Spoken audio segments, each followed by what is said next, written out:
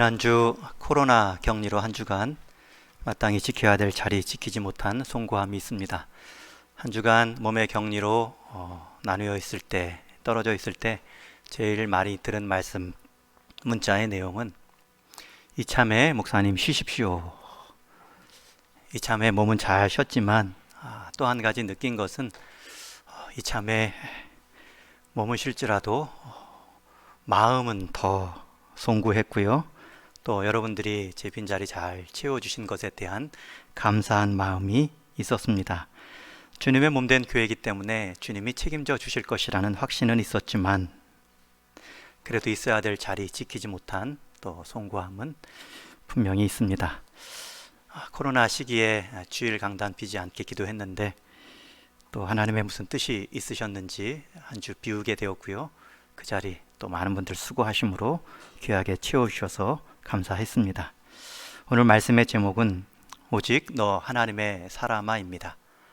이 표현은 사도 바울이 디모데에게 주는 표현만이 아니라 하나님께서 오늘 이 말씀 제 입을 통해 여러분 각자에게도 주시는 호칭입니다. 우리가 한 사람이 머물다 떠나간 자리를 보면 그 사람의 평소 가치관을 알 수 있습니다. 평생 살다가 돈만 남긴 사람은 재물을 중시 여긴 사람이구나. 평생 살다가 친구만 남겨놓은 사람이라면 이 사람은 관계를 중시 여기는구나 알 수 있습니다. 호랑이는 죽어서 가죽을 남기고 사람은 죽어 이름을 남긴다는 속담이 있지요. 우리는 호랑이가 남긴 그 가죽을 보며 호랑이가 살아있을 때의 크기와 용맹함을 짐작할 수 있습니다. 또 사람은 떠난 그 자리, 그 사람의 이름을 기억할 때마다 그에게 나는 또 성품적 향기, 그의 평소의 가치관, 그의 인생 사리를 짐작할 수 있습니다. 우리가 일평생 살며 남기는 것 중에 호랑이 가죽보다 사람들이 기억해 줄 내 이름보다 더 중요한 남김이 있습니다. 예수님은 이 땅에 사시면서 책 한 권, 집 하나 남겨놓지 않으셨습니다. 오히려 3년 공생애 동안 죽음과 부활을 통해 남겨놓은 유일한 것이 있다면 그것은 제자들입니다. 주님 닮은 사람들입니다. 예수님은 그 12명을 부르셨고 그 제자들에게도 또 다른 제자를 삼으라, 땅끝까지 가서 제자 삼으라는 이 명령을 주심으로 지금까지 그리고 이 모습까지 온 세상을 바꾸어 오셨습니다. 사람을 남기는 인생, 사람을 남기는 교회, 그 인생과 그 교회가 주님이 기뻐하시는 모습입니다. 오늘 함께 읽은 본문에서도 사도 바울은 한 사람을 남기기 위해 애를 쓰고 있습니다. 심지어 감옥 안에서도 할 수 있는 편지를 통하여서 디모데에게 하나님의 사람으로 남을 것을 권면하고 있습니다. 예수님처럼 마지막 순간까지 죽음을 앞두고도 제자 한 사람을 세운 모습이죠. 오늘 함께 읽은 본문에는 그러면 우리가 어떻게 사람을 주님 닮은 모습으로 남길 수 있는가? 세 가지 지혜를 얻을 수 있습니다. 첫 번째는 내 사람이 아니라 하나님의 사람으로 우리 주변과 우리 자녀들과 다음 세대를 여기는 것입니다. 오늘 본문 11절 말씀에 보면 사도 바울은 디모데를 향하여 오직 너 하나님의 사람아. 헬라어 언어를 보면 앞에 그러나라는 덧붙인 말이 있습니다. 그러나 오직 너 하나님의 사람아. 여러분, 이 그러나 앞의 내용은 그러한 하나님의 사람으로 살지 못한 여러 가치관들, 세상 모습들이 쭉 소개되고 있죠. 그럼에도 사도 바울은 디모데를 향해 너는 하나님께 속한 하나님의 사람이다. 디모데의 소속을 하나님께 연결시키고 있습니다. 여러분, 이 지점이 우리가 사람을 세우는 첫 번째 지혜입니다. 디모데는 사도 바울에게 있어서 영적으로 낳은 아들이요 동역자입니다. 얼마든지 너 나의 사람, 바울의 사람 디모데요 라고 부를만 합니다. 아니면 그의 어머니 유니게와 그의 할머니의 믿음을 따라 말씀을 배운 것처럼 내 유니게의 아들 디모데야라고도 부를 수 있지요. 그러나 사도 바울은 가장 존귀한 소속, 너 하나님의 사람아, 디모데의 가치를 하나님께 소속된 자리로 연결시키고 있습니다. 여러분은 함께 부름받은 우리 성도님들을 어떻게 여기시는지요? 여러분들은 여러분께 일생을 통해 맡겨주신 자녀들을 어떤 소유격으로 대하고 계신지요? 여러분, 우리 동역자들, 또 우리 교회 다음 세대들, 내 자녀들, 내가 그들을 가장 축복할 수 있고 가장 힘있게 할 수 있는 방법은 그들의 소유격을 나에게 속한 나의 소유격이 아니라 나를 통해 하나님의 소유격으로 연결시키는 자리입니다. 역할입니다. 그래서 무슨 일을 하든 주의 이름으로 행하는 것입니다. 무엇을 주더라도 이건 내가 주는 게 아니야. 이것은 아빠가 주는 게 아니야. 하나님이 아빠를 통해서 너에게 주는 거야. 여러분, 기도 제목을 부탁 받으셨는지요? 같이 기도하시다가 이렇게 위로할 수 있지요. 이것은 제 기도가 아닙니다. 이런 마음을 주신 하나님이 들으시는 하나님의 기도입니다. 내 생각을 나눌 때도 이것은 제 의견이 아닙니다. 제가 말씀 묵상하며 또 하나님이 주신 제 마음의 나눔입니다. 얼마든지 내 것이라 주장할 수 있는 것들을 하나님께 소유격을 맡기는 것, 그래서 나의 소유 정도로 상대가 소속과 복의 경계가 정해지는 것이 아니라 하나님의 소유와 하나님의 소속됨의 경계로 그 인생이 풍성해지는 것, 그래야 그 자녀들이, 그 동역자들이 사람 간의 관계로 서로를 대하는 것이 아니라 하나님이 부르신 하나님의 소명을 경험한 나의 하나님, 나의 구주로 부를 수 있고 그렇게 속한 자녀로 자라가는 것입니다. 여러분, 우리에게 맡겨진 자녀들, 다음 세대들, 우리가 남겨줄 수 있는 것 아무리 크다 할지라도 사람 안에서의 유산일 뿐입니다. 그러나 우리 하나님께 연결시켜 그들이 이제 하나님께 기도하고 그들이 이제 하나님의 말씀으로 하나님의 지혜를 얻을 수 있다면 그들의 복의 경계는 차원이 달라집니다. 그래서 이어지는 사도 바울의 말씀을 보면 자기의 수고를 말하지 않습니다. 하나님이 얼마나 부유하신지를 15절 16절에 계속 이렇게 선포하지요. 하나님은 복되시고 유일한 주권자이시며 그에게는 죽지 아니함이 있고 가까이 하지 못할 엄청난 빛이 있으시며 그에게 존귀와 영원한 권능을 돌릴지어다. 여러분, 한번 따라해 주십시오. 소속이 소유를 결정합니다. 여러분, 우리 자녀들 나의 소속이면 우리 자녀들의 소유는 나의 제한으로 한정됩니다. 그러나 우리 자녀들 하나님의 소속이면 그의 소유들은 하나님의 풍성함으로 죽음이 있지 아니하는 영생의 가치로 그들의 경계가 넓어집니다. 우리 임직자분들, 해마다 또 새롭게 직분을 받는 직분자분들, 여러분, 목사가 세우는 것도 당회가 세우는 것도 아니죠. 여러분, 피택 되실 때도 교회를 통하여 세움 받았지만 결국은 하나님의 부르심입니다. 여러분의 세움의 자리를 하나님께로 연결시켜 놓으셔야 됩니다. 오늘 이 자리를 빌어 우리 이번 주 피택 임직식 주인공 되시는 우리 모든 임직자분들, 여러분의 소속은 하나님입니다. 사람의 관계에 의해서 마음 빼앗기지 마시고 사람 먼저 찾는 일로 인해 사람 의지하지 마시고 하나님께서 불러 세우셨사오니 하나님의 뜻과 하나님의 마음 따라 여러분의 직분의 역할 감당할 수 있기를 주님의 이름으로 축원합니다. 그래야 내가 경험한 하나님을 우리 자녀들, 동역자들에게 소개할 수 있습니다. 나는 이런 어려운 시험의 때에 이런 말씀의 위로, 이런 말씀의 은혜를 경험했습니다. 나의 하나님이 경험되어져야 그에게 동일하게 역사하실 하나님을 소개할 수 있습니다. 평생 내가 경험한 하나님이 없으면 평생 하나님의 위로를 간증을 할 내용이 없겠죠. 두 번째로 사도 바울이 보여준 일꾼 세우는 지혜는 피할 것을 피하도록 돕는 일이었습니다. 11절 말씀에 보면 오직 너 하나님의 사람아 이것들을 피하고.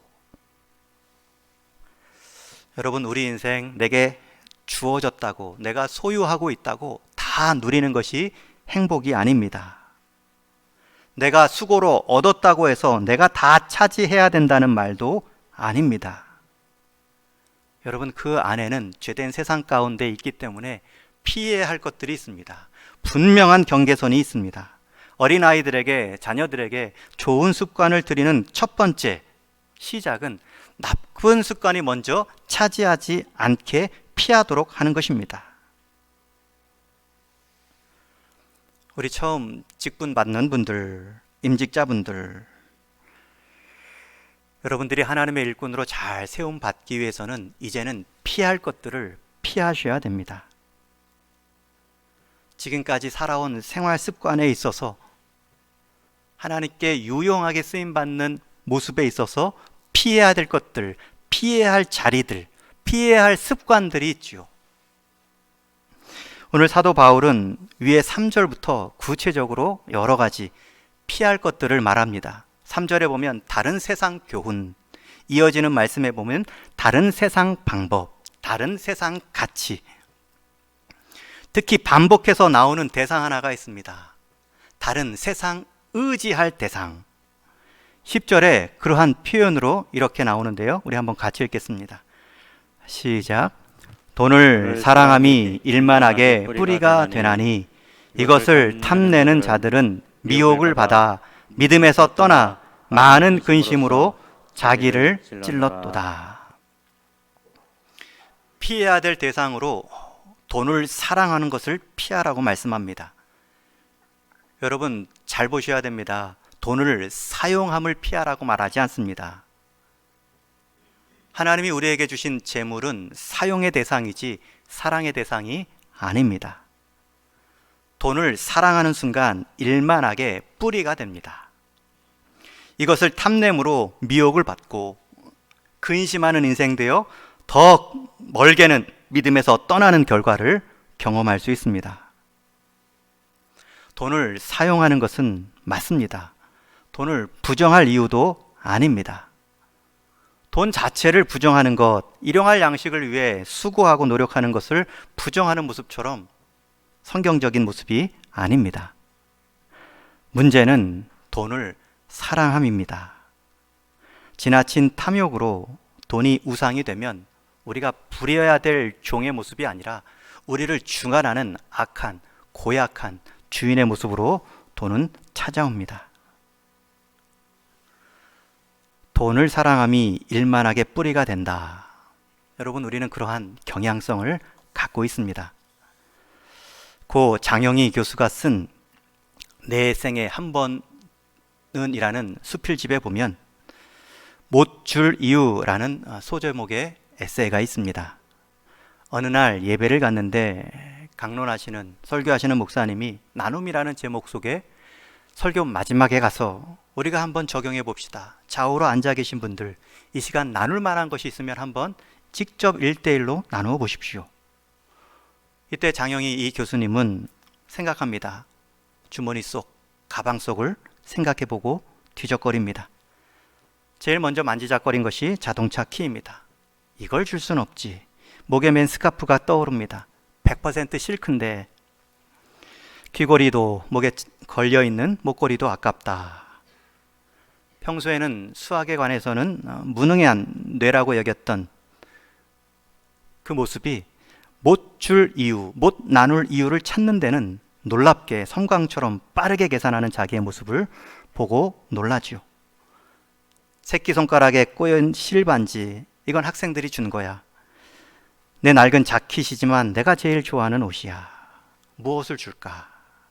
그러다가 주머니 한쪽에서 식당 후식으로 받은 박하사탕이 잡힙니다. 원래 박하향을 싫어해서 나누지도 않고 버리기도 아까워 가꾸어 두었던 것인데 그 사탕 하나가 잡혀서 옆에 앉아 계신 짝 할머님께 손을 내밉니다. 할머니도 무언가를 주려고 손에, 이 장영희 교수 손에 쥐어줬는데 조그맣 예쁜 병에 담겨있는 청심환이었습니다. 옆에 앉은 할머니 행색이 옹색해서 내가 줄 수 있는 것 찾으면 있을 텐데, 날씨가 추운 할머니 겉옷 내 자켓보다도 낡아 보이는데, 청심환마저 내어놓은 할머니 마음 고마워서 나도 무언가를 줄 만한 이유를 찾으면 얼마든지 찾을 수 있는데, 나는 조건 반사적으로 못 줄 이유를 찾는데 빨랐구나. 그러면서 이렇게 수필을 마칩니다. 살아가면서 누군가를 미워할 때 그를 용서해야 될 이유보다 용서하지 못할 이유를 찾았구나. 누구를 비난할 때에도 그를 좋아할 이유보다 좋아하지 못할 이유에 더욱 빨랐구나. 마음의 문을 꽁꽁 닫아 건 채 누군가를 사랑해야 할 때에도 사랑하지 못할 이유를 찾는 데에 내가 더 마음이 우선이었구나. 나는 청심환의 병을 손에 꼭 쥐고 하나님께 용서를 구했다. 못 줄 이유, 여러분 찾으면 얼마나 많은지 모릅니다. 돈을 사랑해야 될 이유 찾으면 얼마나 많은지 모릅니다. 제 노후는 어떻게 하고요? 제 자녀 교육은 어떻게 하고요? 제 체면을 위한 삶의 수준은 어떻게 하고요? 하나님이 우리에게 자족하는 마음이 있으면 건건에 큰 이익이 있고 먹을 것과 입을 것이 있은 줄로 족한 줄로 알 것이니라. 분명한 경계선을 그어 주셨음에도 우리는 돈을 사랑함으로 일만하게 뿌리를 심어 놓으며 자기 믿음의 근심으로 찌르며 미혹을 받아 넘어질 때가 많이 있죠. 여러분, 피할 것을 피하도록 돕는 것, 그것이 일꾼을 세우는 지혜입니다. 특별히 물질은 피해야 됩니다. 여러분, 물질과 싸워 이기는 사람이 없습니다. 성경에서 똑같이 정욕은 피하라고 말씀합니다. 정욕은 싸워서 이길 대상이 아니기 때문입니다. 여러분, 돈을 지혜롭게 사용함을 피하라는 것이 아니라 다함이 없고 경계가 없는 돈에 대한 사랑함의 그 마음을 우리가 피해야 됩니다. 어떻게 피할 수 있을까요? 여러분, 그렇게 피하면서도 감사한 인생을 보면 우리는 피할 수 있습니다. 자족하는 마음으로 돈보다 하나님을 더 사랑하는 인생, 그래서 하나님이 그 인생에 일용할 양식을 끝없이 공급해주고 그 주변을 더욱 남겨진 달란트로 섬겨가는 아름다운 모습을 보면 우리도 돈을 사랑하는 것이 아니라 사용하는 지혜를 얻을 수 있습니다. 여러분, 자녀들 돈을 사랑합니다. 하나님 사랑하는 것보다 돈을 더 사랑하는 것 같습니다. 어떻게 하시겠습니까? 우리가 먼저 살피셔야 됩니다. 내가 돈을 사랑하지 않았는가? 하나님이 주신 달란트를 사용함으로 지혜 있게 제자리에 두지 않은 것은 아닌가? 사도 바울은 디모데에게 권면했을 뿐만 아니라 자기의 삶으로 가르쳤습니다. 피할 것을 피하도록 도왔습니다. 세 번째, 사람을 남기고 일꾼을 세우는 원리는 따를 것을 따르게 하는 것입니다. 피할 것을 피하는 것이 수동적이라면 마땅히 따라야 할 것을 따르게 돕는 것은 능동적인 지도이지요. 11절 하반절 말씀에 보면 의와 경건과 믿음과 사랑과 인내와 온유를 따르며, 여러분, 이 표현된 이 6가지의 특징이 무엇입니까? 몇 가지 특징을 꼽을 수 있습니다. 이 6가지 표현된 동사들, 이 형용사들은 영원한 가치입니다. 일시적인 가치가 아닙니다. 한때의 누림의 모습이 아닙니다. 영원히 품고 영원히 누릴 수 있는 결실이 있는 가치입니다. 또한 이 6가지 내용들은 다 성품, 내적인 상태입니다. 물건이나 외적인 특징이 아니라 관계 안에서 누리는 성품, 내적인 덕목들입니다. 그것을 먼저 추구하라는 것, 쫓으라는 것입니다. 이 두 번째, 세 번째, 피할 것을 피하고 따라야 할 것을 따르는 모습을 사도 바울은 영적 싸움이라고 말합니다. 12절에 보면 믿음의 선한 싸움을 싸우라. 영생을 취하라. 이를 위하여 내가 부르심을 받았고. 여러분, 믿음의 선한 싸움은 다른 것이 아닙니다. 피할 것을 피하는 것, 추구해야 될 것을 끝까지 추구하는 것. 여러분, 그러면 피할 것과 추구해야 될 것의 기준선이 무엇입니까? 오늘 말씀에서 말하지요. 영생을 취하라. 이를 위하여 내가 부르심을 받았고. 영생이라는 것은 영원한 생명입니다. 영원한 가치입니다. 변하지 않는 하나님 나라의 다스림의 원리입니다. 여러분, 그 기준선을 가지고 내 생각, 내 행동, 내 소유까지도 평가하셔야 됩니다. 예를 들어서 직장이나 내 주변의 사람들, 나를 힘들게 하는, 보기만 해도 미운 사람이 있을 때 그 사람을 대하는 방법은 두 가지입니다. 첫 번째는 세상 방법이지요. 앞에서 사도 바울이 피해야 될 여러 모습들을 말할 때 투기, 분쟁, 비방, 악한 생각들, 이런 것들을 피하라 했는데, 이런 모습으로 내가 미운 사람을 대할 수도 있지요.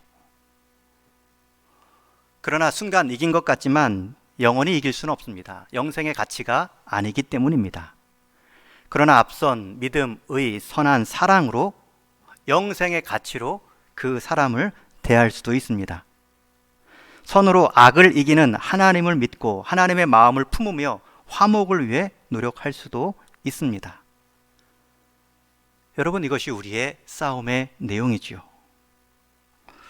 이 영생의 관점이 우리 성도들의 싸움의 기준선입니다. 디모데와 마찬가지로 저와 여러분 모든 성도는 하나님의 사람으로 부름 받았습니다. 여러분, 나의 가치를 사람 간의 비교에 의해서, 평가에 의해서 나를 함부로 하대하거나 비하시킬 수 없습니다. 우리가 서로를 바라볼 때에도 사람의 가치로 함부로 평가하거나 이 땅의 가치로만 말할 수 없습니다. 주님 안에 속한 자들은, 주님의 보혈을 경험한 구원받은 성도들은 하나님께 속한 하나님의 상속자로 부름받은 유일한 대상이기 때문입니다.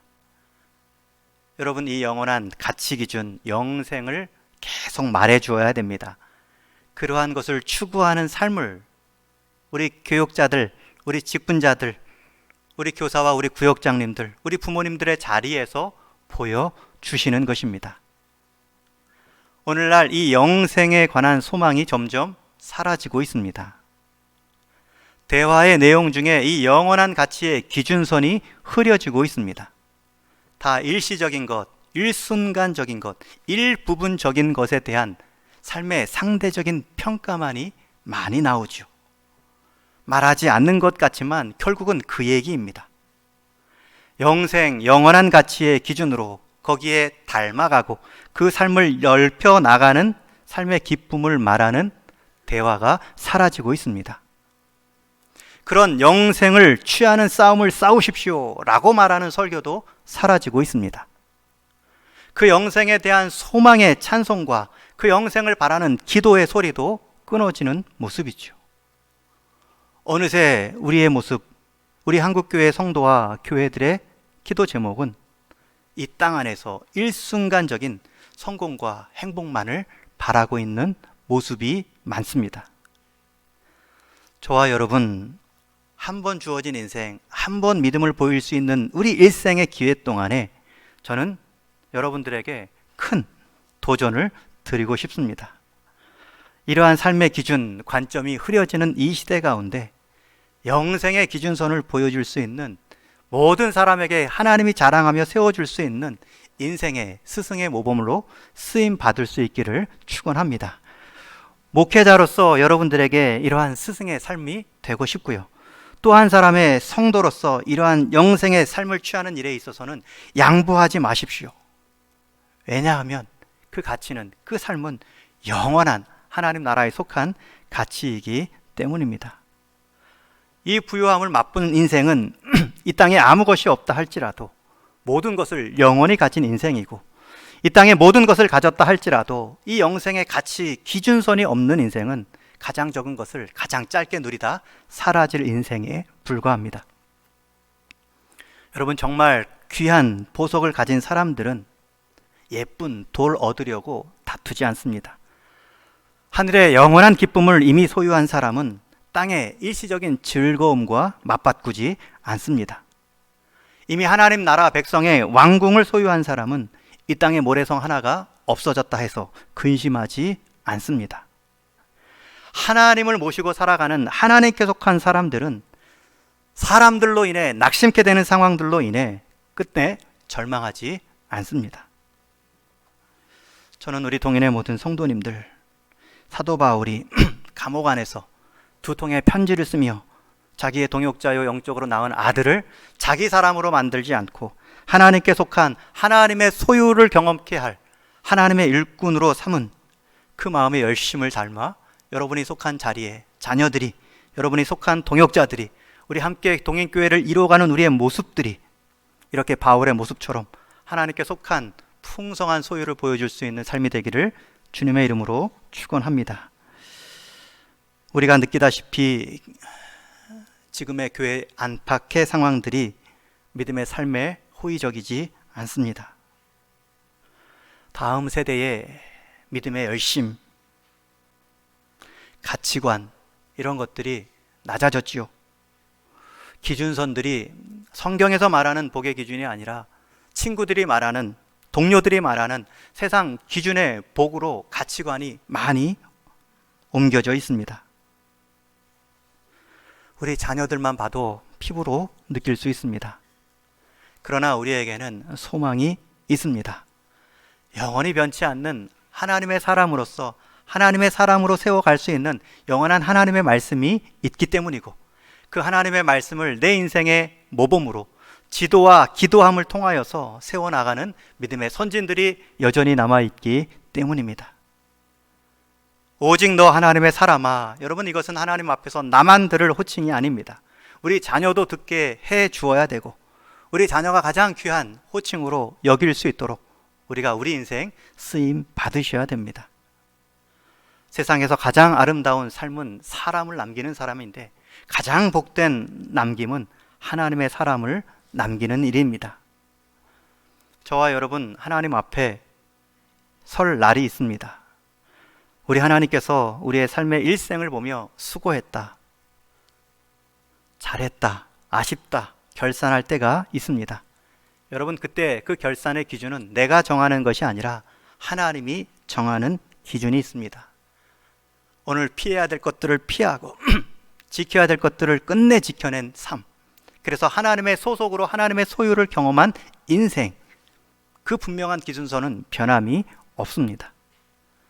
너 어디 교회에서 무슨 직분 받고, 너 어디 일터에서 무슨 일 하다 왔니? 물어보실 수도 있습니다. 그러나 하나님의 관심은 너 그 직분을 통해, 너 그 달란트를 통해, 너 그렇게 누린 직위와 복을 통하여 너 사람 말고 내 사람, 하나님의 사람을 세우는 일에 얼마나 쓰임 받았니? 너 때문에 하나님의 위로를 경험한 사람은 얼마나 되니? 너 때문에 다시 용기 얻어 잘못된 길 가다 다시 믿음의 길로 돌아선 사람, 그 이름은 누구이니? 그렇게 물어보실 때 아무도 없습니다. 구원받은 자기 이름만 쓰고 자기 이름만 말하는 인생 되지 않기를 소망합니다. 저는 예수님이 자기 생명을 주고 건지신 그 예수님께서 마지막 죽음의 명령으로, 부활하시며 승천하신 마지막 명령으로 땅끝까지 제자 삼으라 하신 그 주님이 반드시 물을 것이라 믿습니다. 너 많은 일 했는데 내 인생을 통해서 나 닮은 제자는 얼마나 세워놓았니? 너 많은 일을 했는데 너를 위해서 한 일 말고 나의 사람, 하나님의 형상을 회복하는 일에 내 일이 얼마나 쓰임 받았니? 예수님께서 그것을 중요시 여기고 예수님께서 그것을 위해 한평생 공생애를 들이셨기 때문에 예수님의 관심은 한 사람, 주님 닮은 사람 세워놓는 일에 있을 것입니다. 여러분, 이번 주 토요일 임직식을 통하여서 우리 또 재직 귀한 직분자들을 격려하고 세웁니다. 또 그렇게 수고하셨던 분들의 은퇴식도 있습니다. 은퇴하시는 분들도 은퇴는 시작이죠. 후배들을 위한 자리의 양보이지 믿음의 양보, 영원한 퇴장이 아니기 때문입니다. 여러분 70 넘어서 인생이 꽤 깁니다. 옛날에는 70만 넘어도 감사할 일이고 건강하게 살다 죽는 것이 마지막 소원이었겠지만 지금은 바뀌었습니다. 70 넘어서도 해야 할 일들이 많고 할 수 있는 건강들이 있습니다. 하물며 이제 새로 임직받는 분들, 여러분 그 기준선을 무엇에 두고 시작하시겠습니까? 사람이 세운 일 아닙니다. 하나님이 사람을 통해 세우신 직분입니다. 여러분은 하나님의 소속이고 하나님의 능력받아 하나님이 원하시는 뜻, 그 마음껏 쓰임 받으셔야 됩니다. 그러한 꿈이 있고요. 그러한 일들이 여러분 인생의 가장 복된 모습으로 결실의 자리로 부르실 겁니다. 주님 앞에서 저 때문에 주님 이름이 이렇게 드러났습니다. 제 인생 때문에 주님 제자 조금 더 성숙하는데 쓰임 받았습니다 라고 말할 수 있는 이름이 있기를 축원합니다. 우리 성도님들, 그 방법은 내 사람이 아니라 하나님의 사람임을 인식하고 피해야 될 것들은 피하게 하시고 따라야 될 것들은 내가 먼저 따르는 모범으로, 가르침으로 함께 주님 닮아가며 주님 앞에서 서로의 이름을 기쁨으로 말할 수 있는 우리 동인의 모든 성도님 되기를 주님의 이름으로 간절히 축원합니다. 우리를 하나님의 사람으로 부르셨사오니 이제는 하나님의 속한 하나님의 상속자의 자부심을 갖고 영생의 가치와 영생의 소망으로 우리의 삶에 육신의 삶을 맞춰갈 수 있는 모든 동인의 성도들 다 되게 하여 주옵소서. 다음 세대들 한 인생 한 생명 우리 하나님께 속한 사람임을 일깨울 수 있는 믿음의 부모들, 믿음의 선진들 다 되게 하여 주옵소서. 우리의 남겨줄 수 있는 세상 유산을 자랑하지 않게 하여 주옵시고 하나님만이 우리에게 영원한 것을 남겨줄 수 있는 분으로 소유하게 하는 믿음을 남길 수 있는 믿음의 부모들 다 되게 하여 주옵소서. 우리 주님 예수님의 이름으로 기도하옵나이다. 아멘.